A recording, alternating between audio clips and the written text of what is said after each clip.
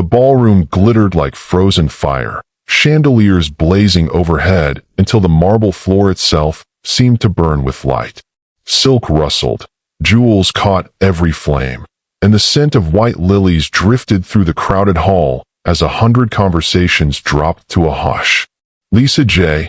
Moran wrapped herself around Duke Gerald A. Spencer, tilting her chin high, flashing her new ring for the entire glittering court to envy. Whispers rippled outward like wildfire catching dry grass. Every eye turned to Duchess Arlene S. Ortiz, waiting for tears, for scandal, for the satisfying collapse of a woman publicly humiliated. Instead, Arlene smiled, slow, serene, utterly unshaken, and dropped into a graceful curtsy, her sapphire skirts pooling like still water around her feet. Leaning close to her rival's ear, close enough that only Lisa could hear, she whispered 5 quiet words that would haunt her for the rest of her short, gilded life. You didn't win my crown. Welcome back, or a family. Before tonight's slow burn begins, where are you watching from? Australia, Ireland, Texas, Virginia, anywhere else? Drop it below. I read every one. If slow burn romance is your thing, hit like and subscribe. Now let's begin. Before the story rewinds, the narrator turns to you, the viewer, breaking the silence of that frozen ballroom moment. Like this video, subscribe for more tales of royal betrayal and quiet revenge, and drop your location in the comments below, because tonight's story crosses oceans and kingdoms to reach you, wherever you are. Now, rewind 6 months. To the outside world, Duke Gerald A. Spencer and Duchess Arlene S. Ortiz were the kingdom's golden couple, the envy of every noble house. His emerald military coat and gleaming gold epaulets stood beside her sapphire gown and diamond tiara as they danced beneath crystal chandeliers, seemingly untouchable, seemingly blessed. But behind the estate's locked doors, far from admiring eyes, Arlene's smile was nothing more than a mask stitched carefully over bruises, over grief, over 2 children she never got to hold. While the court raised their glasses and toasted to true love, Arlene was already 3 steps ahead of everyone in that ballroom, quietly, patiently building an escape that no one, least of all Gerald himself, ever saw coming. Because when a duchess finally stops fighting for her crown, it isn't surrender at all. It's a trap. To the kingdom, the Duke and Duchess of Spencer estate were a fairy tale made flesh. Every gala, every royal procession, every candlelit dinner at the palace found them entering arm in arm. Duke Gerald A.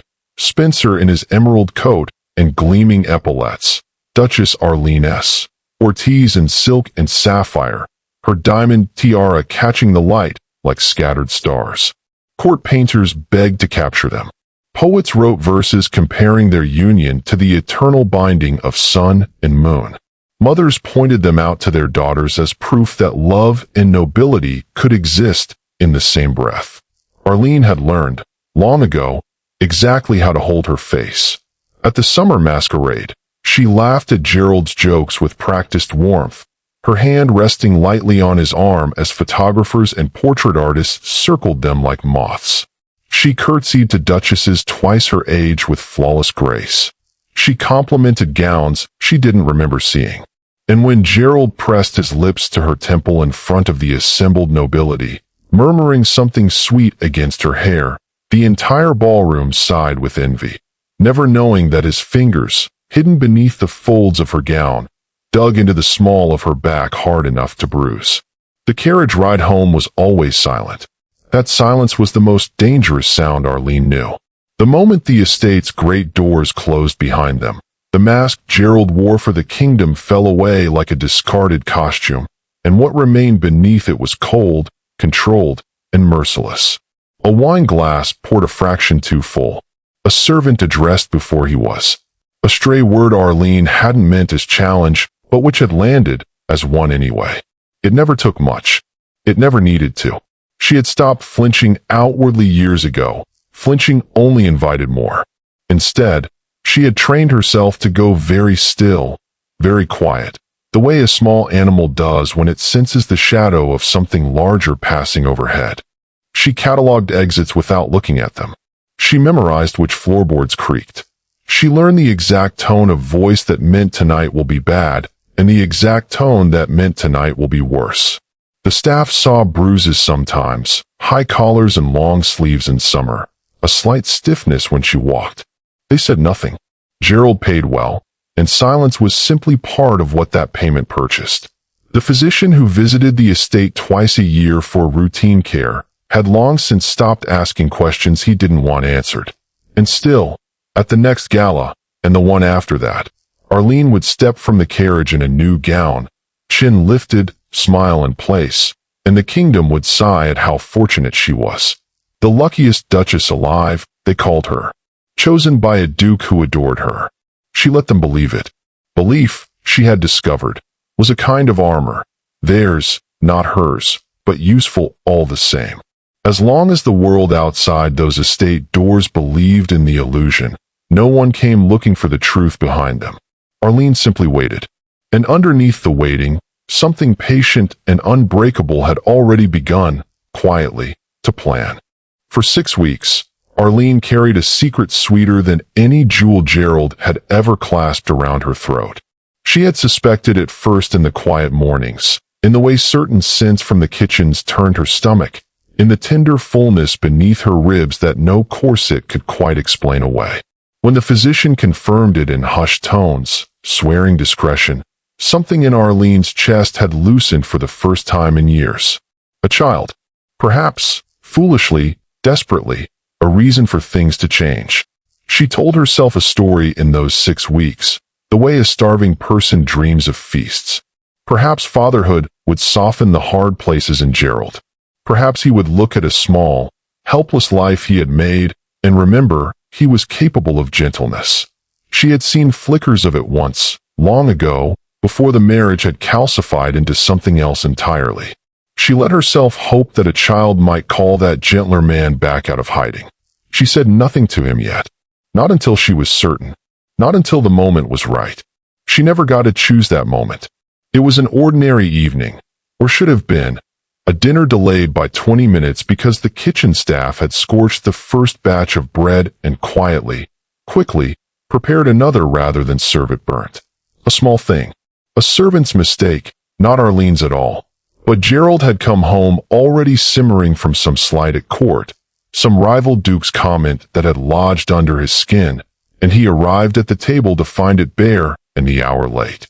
Arlene saw the shift in his face before he said a word, the particular stillness around his eyes that she had learned, over years, to fear more than shouting. 20 minutes, he said quietly. Quiet was worse. She tried to explain. The bread, the kitchen, nothing to do with disrespect. She kept her voice soft, placating, the voice she used to smooth these moments before they could grow teeth. It didn't matter. He was already across the room, already gripping her arm hard enough that she gasped, already asking her, voice low, almost reasonable, as if this were an ordinary conversation, whether she thought herself above waiting for her own husband. She didn't remember deciding to pull away. She only remembered the floor rising too fast, the corner of the side table meeting her hip, and then the pain, sudden, radiating, wrong in a way she recognized instantly with a mother's instinct she hadn't even known she possessed yet. By midnight, there was no secret left to keep. The physician arrived, grim-faced, and confirmed what Arlene's body had already told her in the worst language imaginable. There would be no child. Not this time. Gerald sent flowers to her sick room the next morning, along with a note expressing his devastation at her fall down the stairs. The story already written, already smoothed into something presentable for anyone who might ask. He did not come himself. Arlene lay in the pale morning light, one hand pressed flat against the emptiness where hope had briefly lived, and understood something with terrible clarity. There would be no softening him. There never had been a gentler man hiding beneath the cruelty. There was only this, and she would have to survive it alone. Arlene left the estate before dawn, while the bruises on her arm were still turning from red to violet, and the ache in her hip, made every step a small negotiation with pain. She told no one where she was going. She simply took a modest carriage into the city and arrived, unannounced, at the townhouse where she had grown up. The same polished door, the same brass knocker shaped like a lion's head, the same house that had once meant safety before it had meant something else entirely. Her mother, Clara Ortiz, opened the door herself and went pale at the sight of her daughter's face. For one suspended moment, standing in the doorway with the morning chill at her back, Arlene let herself believe she had come to the right place. Clara ushered her inside quickly, calling for tea, for blankets, fussing over the faint yellowing bruise at her daughter's jaw with something that looked, for just a moment, like real alarm. But her father, Marcus Ortiz, entered the parlor with a different expression entirely. The careful, calculating look of a man doing arithmetic in his head. "What happened?" he said. Not a question. A demand for a story he could manage. Arlene told them, haltingly at first, then in a rush, the words spilling out of her like something that had been damned for years. The miscarriages, the bruises hidden under long sleeves, the particular silence of the carriage rides home, the way she flinched now at raised voices and sudden movements. She had rehearsed none of it. She hadn't expected to need to. Her brother, Ethan Ortiz, stood near the window through all of it, arms crossed, his expression tightening with something closer to irritation than sympathy. When she finished, the parlor was quiet for a long moment. Then her father spoke, and his voice was gentle in the way that made the words underneath it so much worse.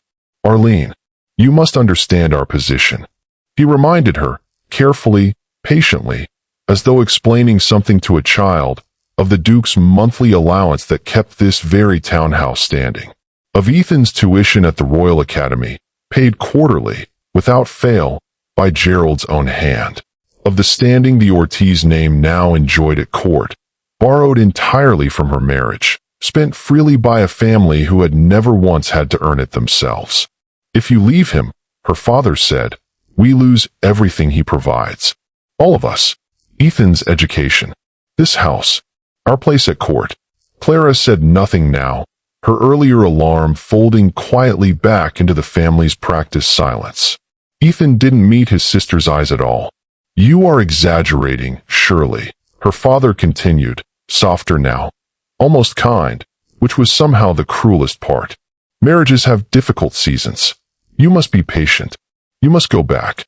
Arlene sat very still, the way she had trained herself to do in Gerald's presence, and understood with sudden, devastating clarity that this room held no more safety for her than the estate did. Only a different kind of violence, quieter, wrapped in familial love, but violence all the same. Blood money, she thought. That was what she was to them. A allowance dressed up as a daughter. By evening, her father's carriage returned her to the Spencer estate himself, delivering her back to Gerald with an apologetic smile and a murmured word about young wives and their nerves. Arlene walked back through those great doors alone, and something in her, some last, foolish hope that anyone might come for her, quietly closed for good. The second time, Arlene told no one at all. Not her mother, whose gentle alarm had proven as hollow as a painted eggshell. Not the physician, whose loyalty belonged to whoever signed his fees. Not even, for as long as she could manage it, her own reflection. She avoided mirrors those first weeks, as though refusing to look upon the secret too closely might somehow keep it safer than the last one had been. She sewed instead. Late at night, by candlelight, after Gerald had retired to his study with his brandy and his ledgers, Arlene took a needle to soft linen and lace, working tiny garments no larger than her palm. She hid them beneath a false bottom in her sewing chest, tucked among ribbon spools and thread, and told herself that this time, silence would protect what hope could not. It was during those same quiet months that Lisa J. Moran began appearing at the estate with increasing, curious regularity. She arrived first as a guest of some minor social obligation, a cousin of a cousin, invited to a garden luncheon Arlene had little energy to host, but couldn't politely decline. Lisa was younger, vibrant, quick with a laugh that carried across a room and settled expertly on whoever mattered most in it. She complimented the estate's gardens, admired Gerald's war stories with wide, attentive eyes, and returned the following week with a thin excuse and a new gown. Arlene watched it happen the way one watches weather gathering on a distant horizon, aware of it, powerless to stop it, too consumed by her own storm to do more than note its approach. She should have felt threatened. Instead, exhausted and increasingly desperate, some small, unacknowledged part of her simply watched Lisa's ambition circle Gerald like a golden snake sliding toward warmth, and felt nothing but a strange, distant fatigue. The discovery, when it came by accident. A maid, reorganizing the sewing chest to make space for new thread, found the false bottom and, not understanding its significance, mentioned it in passing to another servant. A servant who understood exactly what tiny linen garments meant, and who valued his position more than Arlene's secrets. By nightfall, Gerald knew. He came to her chambers with the garments already in his fist, crushed into a small, damning ball of fabric, his face carrying an expression Arlene had learned to fear above all others. Not rage exactly, but something colder, more purposeful. "How long," he asked, "did you intend to keep this from me?" She didn't answer fast enough. He didn't wait for one. The confrontation moved from the chamber to the corridor, his voice rising, hers pleading, and then his hand closed around her arm at the top of the grand staircase, and the world tilted sideways in a way Arlene would remember for the rest of her life. The marble rushing up, the impact, the terrible silence of her own body afterward, empty in exactly the place it had recently begun, again, to hold something precious. There was no gentle note this time. No flowers. Gerald simply left her to the physician's care and did not return to her chambers again that season. He returned instead, with increasing frequency, to the garden luncheons, to Lisa's easy laughter and admiring eyes. And Arlene, broken and bleeding and utterly alone, watched the golden snake finally close its coils around exactly what it had been hunting all along. The corridor outside Gerald's study had always carried sound strangely, a quirk of old stone and high ceilings that Arlene had noticed years ago and never thought to use until the night she overheard her own undoing being planned like a business transaction. She had come down for a shawl left in the sitting room, moving quietly out of habit rather than intention, when Gerald's voice drifted through the study door, low and confiding in a tone she hadn't heard him use with her in years. Lisa's laugh answered him, soft, delighted, entirely too comfortable. "She's grown so cold since the accident," Gerald was saying, and Arlene understood, with a strange, detached clarity, that the accident was what he now called the staircase. A wife should be warm, attentive, not this withdrawn creature I share a house with. "Perhaps," Lisa said, "she simply isn't suited to a man like you, Gerald. Some women aren't built for the demands of a great house." Arlene stood very still in the shadow of the doorway and listened to her own replacement being auditioned in real time. She did not weep. She did not confront them. Instead, she went back upstairs, sat at her writing desk in the dark, and began, for the first time since her wedding day, to think not about surviving Gerald but about outlasting him. The plan built itself slowly, the way frost creeps across glass, one small, patient decision at a time. She began setting aside coins wherever she could find them. A portion of the household budget rounded down instead of up. A piece of jewelry sold quietly through a discreet merchant in the city and reported lost. Small allowances she claimed for herself and never spent. She hid them in a hollowed book, then a false-bottomed jewelry case, then finally sewn into the hem of a traveling cloak no one thought to search.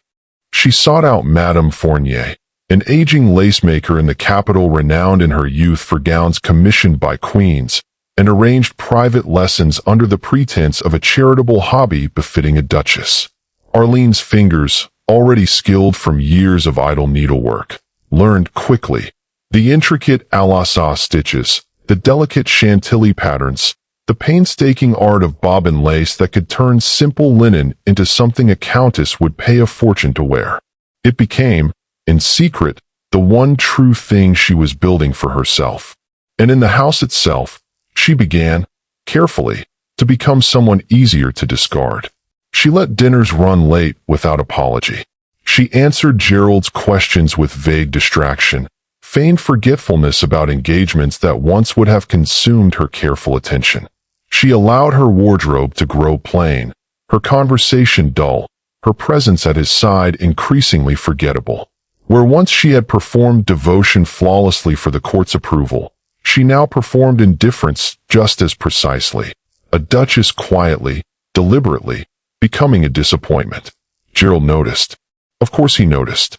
His irritation sharpened by the week. His glances toward Lisa grew longer and warmer, and Arlene watched it happen with something almost like satisfaction, buried deep beneath the calm mask she still wore.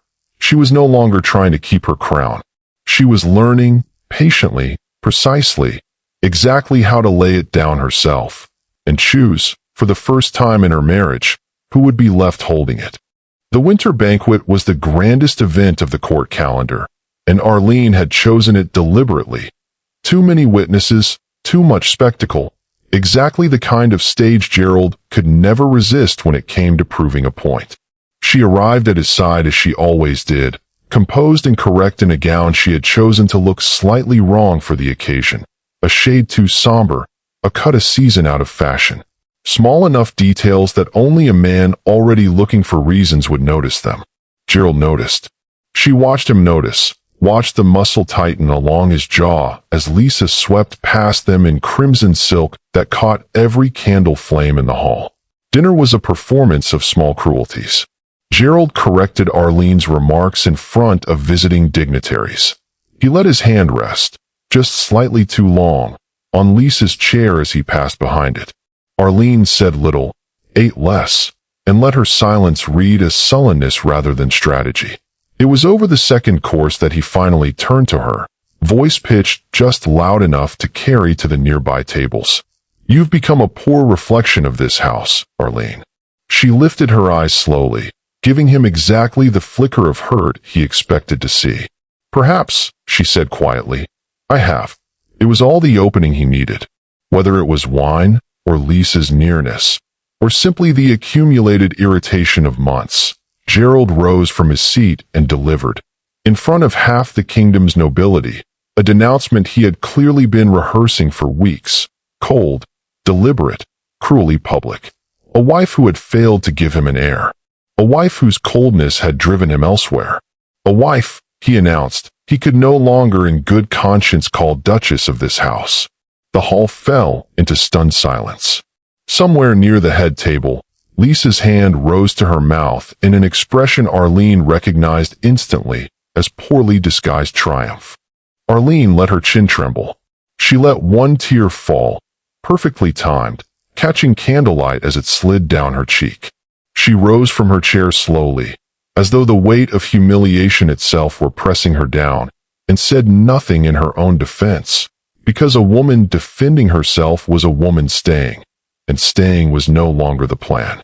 She curtsied to Gerald one final time, the gesture of a dutiful wife even in disgrace, and walked from the hall with her head bowed just enough to look broken and not enough to hide the calm steadiness of her own feet.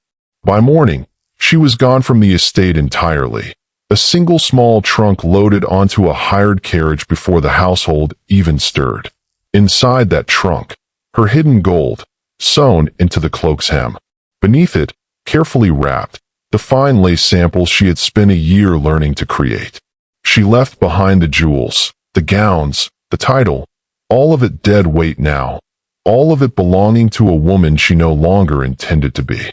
The modest storefront she leased in the capital's textile quarter had peeling paint and a crooked sign, and Arlene stood before it that first morning with nothing but her trunk and a future she had built entirely with her own hands. She hung new lace in the window before nightfall. She did not look back toward the estate even once. She had already surrendered that crown willingly, and for the first time in years, walking into an uncertain, unglamorous life entirely her own, Arlene S. Ortiz felt something unfamiliar settle over her. She felt free. The wedding was everything Lisa had once dreamed of, and for exactly 6 weeks, she believed she had won. The ceremony filled the cathedral with white roses shipped in from 3 provinces. Lisa wore a gown embroidered with seed pearls, a tiara that had once graced Gerald's grandmother's brow, and a smile so radiant that half the court whispered she had never looked lovelier. She was Duchess now, a title she had circled for months like a hawk over open field, and one she wore, in those first weeks, like a second skin. Gerald was attentive at first, in the particular way Arlene might have recognized instantly had she still been watching. He complimented Lisa's wit at dinner parties, draped jewels across her collarbone with his own hands, introduced her to visiting dignitaries with obvious, performative pride. Lisa mistook all of it for love. She had, after all, worked so hard to earn it. The first crack came quietly, almost forgettably. A sharp word over a menu chosen without his approval, a grip on her wrist just a fraction too firm when she laughed too loudly at a guest joke he hadn't found amusing. Lisa told herself it was nothing. Every marriage had its adjustments. By the second month, the adjustments had teeth. It started, as it always did with Gerald, with something trivial. Lisa had reorganized the estate's east sitting room without consulting him. New curtains, rearranged furniture, small changes she'd thought would please a husband who'd once praised her taste. He came home to find it altered and said nothing at dinner, nothing as they retired, nothing until the door of their chambers closed behind them and the mask he wore for the world came off entirely. Lisa learned that night what Arlene had learned years before, that Gerald's rage did not announce itself with shouting.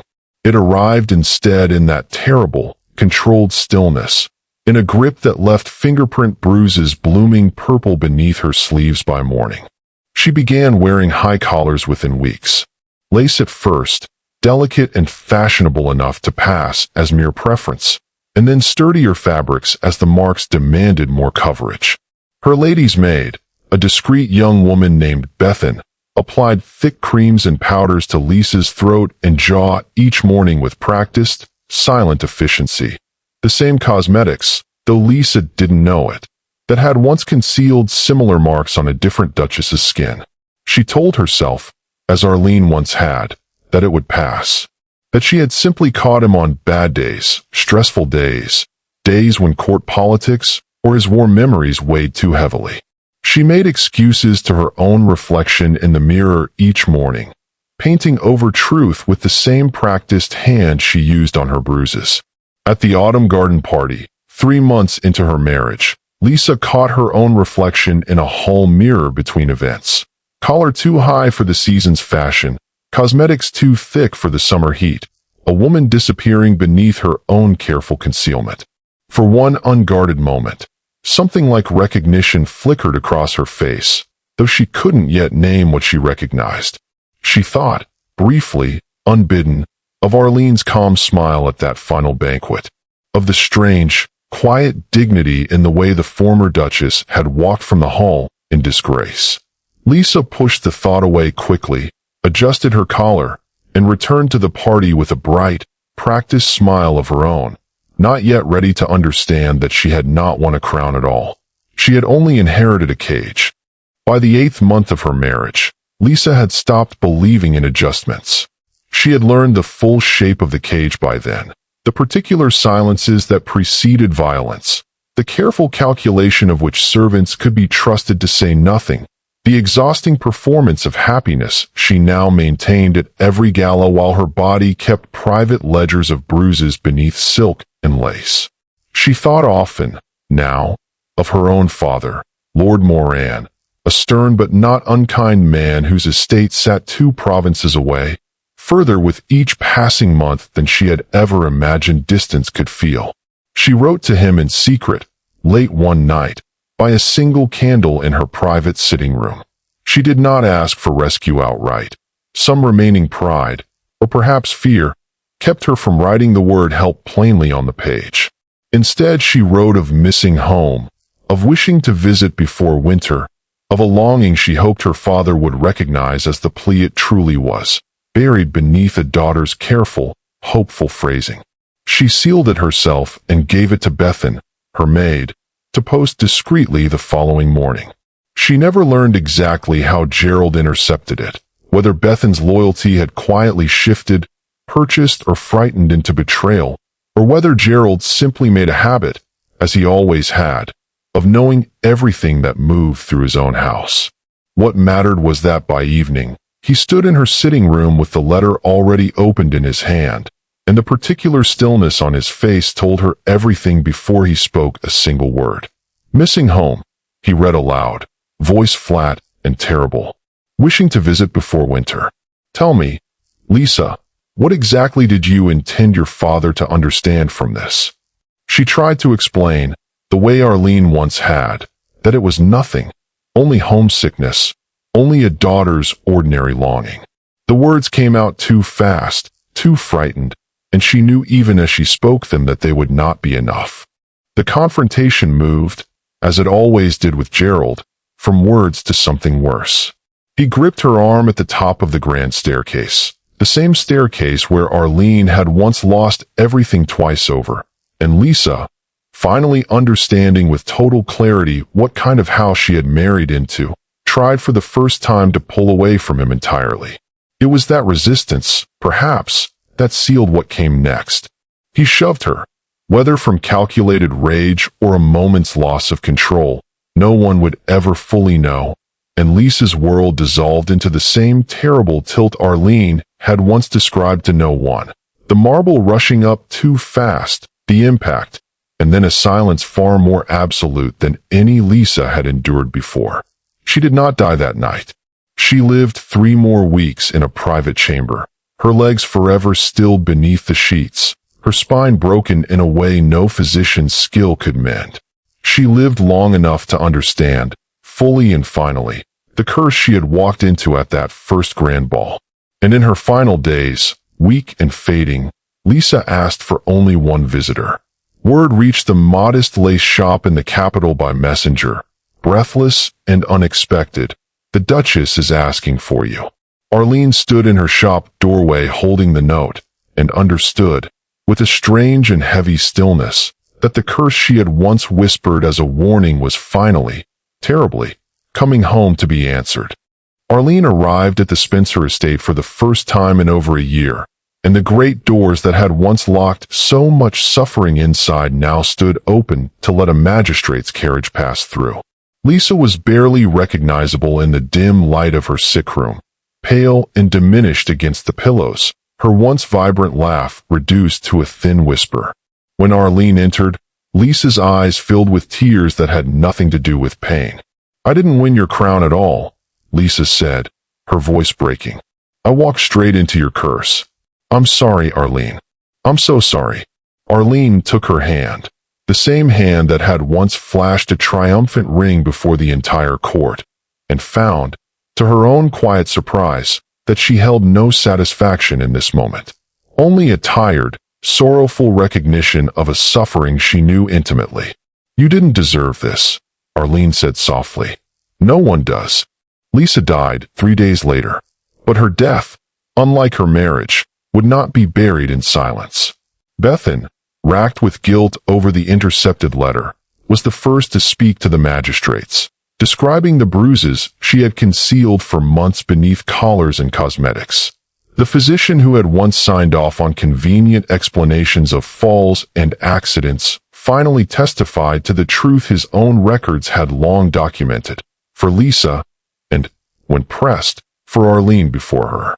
Estate staff who had kept their silence for years, bought by wages and fear, found their loyalty finally cracking under the weight of a duchess's death that no story could smooth away. Duke Gerald A. Spencer was arrested within the month. The trial was swift and thorough, testimony piling upon testimony until even his allies at court fell silent. He was stripped of his title, his estate seized by the crown, his name struck from noble registries where it had once commanded such easy respect. The man who had ruled his household through fear discovered, in the end, that fear could not protect him from justice. Arlene did not attend the trial. She had already given her own testimony privately, quietly, and returned to the capital, to her shop, to the life she had built with her own hands stitch by patient stitch. That shop, in the years that followed, grew into something far greater than she had ever imagined in that first modest storefront. Her lace became sought after by countesses and merchants' wives alike, her atelier expanding to employ dozens of women, many of them, like her, survivors of houses that had once silenced them. She built, deliberately, a place where no woman's bruises needed concealing behind high collars and thick cosmetics. Her parents and brother came to her eventually, humbled and repentant, asking for the reconciliation they had once denied her. Arlene received them with civility, offered practical kindness where it was needed, and drew boundaries around her heart that she never again allowed to be crossed. She forgave them, in her own quiet way, from a safe and steady distance, never again close enough to be hurt by them. Years later, standing in her flourishing atelier surrounded by women she had lifted alongside her, Arlene S. Ortiz understood fully what she had always suspected on that terrible staircase, in that final banquet, in every quiet act of patience that had built her freedom. She had not lost her crown at all. She had simply built a better one, entirely her own. And that's the story of Duchess Arlene S. Ortiz, the woman who lost everything a cruel husband could take, and quietly built an empire he could never touch. She didn't win by fighting for her crown. She won by walking away from it, and letting the curse she left behind find its own way home. Where are you watching from tonight? Australia, Ireland, Texas, Virginia, anywhere else? Drop it below. I read every single one. If you love a slow burn revenge story with a woman who rises from the ashes, hit like and subscribe. There's another royal downfall waiting for you next week. Until then, stay unshakable.